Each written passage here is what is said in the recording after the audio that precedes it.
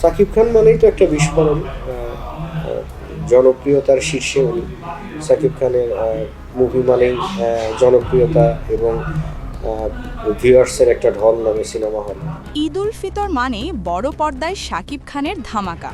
বরাবরের মতো এবারও ঢালিউড সুপারস্টারের সিনেমা ঘিরে দর্শকদের মাঝে টান টান উত্তেজনা। বিশেষ করে দেশের সিঙ্গেল স্ক্রিনগুলোর জন্য শাকিব খান মানেই আশীর্বাদ।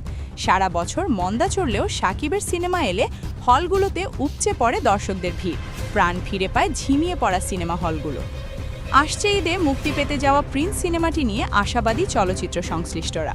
তাদের মতে চমৎকার গল্প আর শাকিবের দুর্দান্ত অভিনয় ঈদে একটি বিস্ফোরণ ঘটাবে এবং দর্শকদের হলে ফেরাতে বড় ভূমিকা রাখবে। হয়তো আগামীকাল আসতে যাচ্ছে প্রিন্স সিনেমার ট্রিজার। কে কে ট্রিজারের জন্য অপেক্ষা করছেন কমেন্টে জানিয়ে দিন। বিশেষ করে সিঙ্গেল স্ক্রিনগুলো প্রাণ ফিরে পায়, সারা বছর মৃত পায় থাকে।